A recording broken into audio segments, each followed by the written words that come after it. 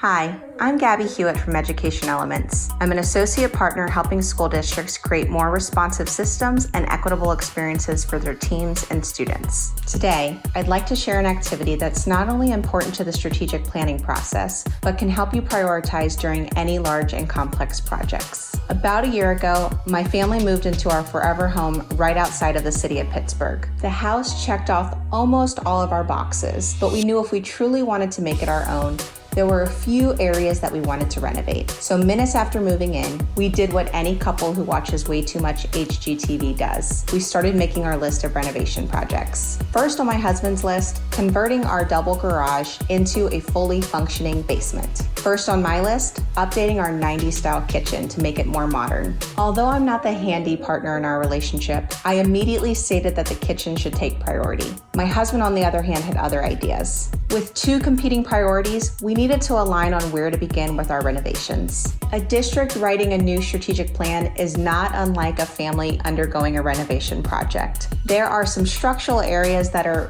worthy of celebration, but there are always going to be areas that are in need of improvement. There are also different stakeholders who have competing ideas for what could be or should be improved. A recent survey of nearly 2,000 executives shared this startling statistic. When it comes to strategic priorities, nearly 70% are destined for failure. That's 7 out of 10. A prioritization matrix is one way to ensure that your initiatives or your projects are more likely to succeed. To get started, consider this 4-step framework. First, make a list of all your strategic priority focus areas. It's helpful to have some sticky notes for this step. Consider having a small team comprised of teachers, administrators, and district level leaders to start with. Or you can use an existing strategic planning team that fits this criteria. Ask your team to list initiatives that align to your strategic priorities, one per sticky note for movability later. In my own home renovation project, our list was relatively short. 1 sticky note for the kitchen, 1 for the basement. Second, come to a group definition for the term impact. How your team defines impact depends a lot on context. For a home improvement project, one might note that a kitchen is a high traffic area, therefore having high impact value. Whereas a basement is mostly a seasonal room that's bookended by the start and end of football season. Just as impact in a home improvement project is contextual, so will your team's definition of impact be for a strategic plan. We encourage you to consider your team's definition of impact using one, some, or all of the following criteria. Strategic alignment. How will this initiative support a variety of strategic priorities? Student impact. How might this initiative directly drive outcomes for your students? Return on investment. How might this initiative provide benefits beyond those anticipated? Flexibility. Are we able to adjust course with new information? Remember, your team doesn't have to use all this criteria, but once you have your definition of impact, you can then take your sticky notes and move them along a vertical axis from targeted impact to more broad impact. Third, as a group, define what ease means for your district. Our definition of impact can vary widely depending on our own knowledge, skills, and experience. As a homeowner, I imagined renovating an existing kitchen would be so much easier than building a brand new basement from a garage. My husband, on the other hand, believed the basement renovation to be easier. I defined ease by efficiency. What would take less time to complete? As a true do-it-yourself guy, he defined ease by what he could do himself without having to hire external help. Similar to defining impact, a strategic planning team may decide to use one, some, or all of the following criteria to define ease. Feasibility. How do our existing structures support this initiative? Risk. How certain are we in our ability to implement this initiative? Resource availability and support. Does our staff already have the existing capabilities to implement this initiative?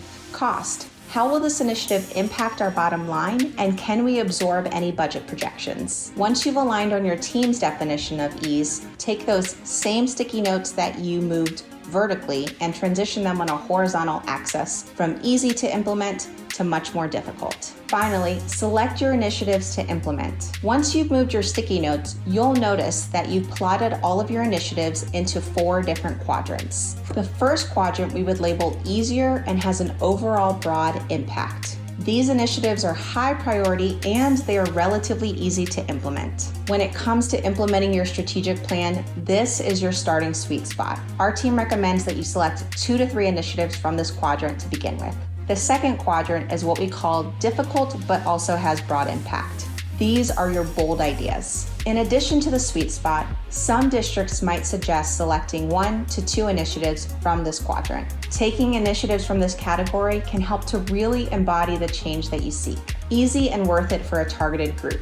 These ideas are likely easy to implement within the current context of your district, and they have targeted impact on a select group of stakeholders. Consider whether they need to be included in your strategic plan or whether they can be left up to other decision makers, such as school or grade level teams. And finally, the last quadrant we would label difficult, but certainly worth it for a targeted group within your district. These initiatives impact a smaller, more targeted group of stakeholders, so they may not be far-reaching, but they are important initiatives given specialized needs. Similar to the easy and targeted quadrant, you may want to leave these initiatives to a smaller group of decision makers, and you can let those groups, such as school or grade level teams, lead decisions on that particular initiative. Now that you have your prioritization matrix, your strategic planning team can lead implementation with the knowledge that you have a manageable and high-impact list of priorities. Without this matrix, your team might have been attempted to fix all the things right away. But as I am learning with our home improvement journey, the more successful route to implementation is to start with a few manageable and feasible projects first. It may mean that my kitchen is still not renovated, and while our basement is complete, it's getting some new additions. We can always add new priorities along the way to add to our vision of transformation.